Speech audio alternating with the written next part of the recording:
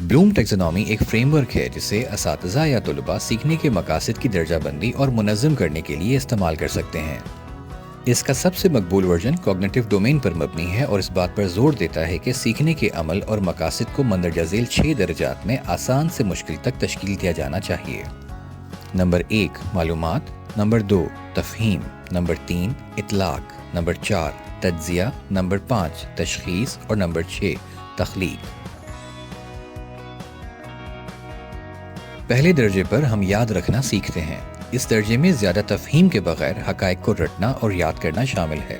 मिसाल के तौर पर अगर हम लीमू के बारे में सीखते हैं तो हम नाम, शक्ल, रंग और साइज़ को याद रखना चाहते हैं और ये कि वो खट्टे हैं।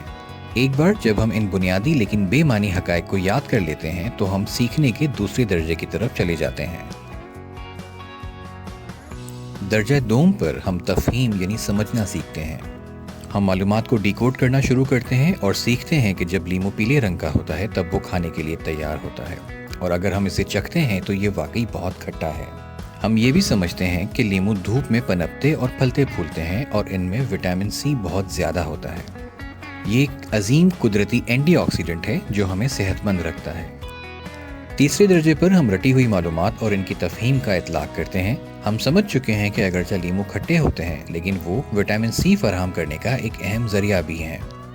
इस मालूमात का बामानी तरीके से इतलाक़ किया जा सकता है। हम लीमू को गर्म पानी में उबाल सकते हैं और थोड़ा सा शहद शामिल कर सकते हैं। फिर इस गर्म शहद और लीमू वाले पानी को अपनी बीमार बहन को पेश किया जा सकता है जो ज़ुकाम और गले की तकलीफ में मुब्तला है। चौथे दर्जे पर हम तज्ज़िया करना सीखते हैं। तज्ज़िये में एक तस्वुर को मुख्तलिफ हिस्सों में तकसीम करना और जांचना शामिल है। साथ ही हर हिस्से को गहराई में जाकर समझना और इनका आपस में रब्त कायम करना शामिल है। हम लीमू के गूदे का मुताला करते हैं, जिल्द की जांच करते हैं और विटामिन सी की सतह को देखते हैं। लीमू के मुख्तलिफ हिस्सों के तज्ज़िये की बुनियाद पर हम ये कह सकते हैं कि हम लीमू के अंदर की चीज़ गूदा खा सकते हैं, जबकि जिल्द का जायका कड़वा होता है।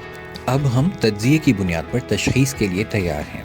हम तज्ज़िया करते हैं, तनकीद करते हैं और मवाजना करते हैं। अगर हम लीमू को विटामिन के एक अच्छे ज़रिए के तौर पर तशख़ीस करना चाहें तो हम इसका मवाजना दूसरे ज़राए से करते हैं, जैसे संतरा और सप्लीमेंट यानी अद्वियात।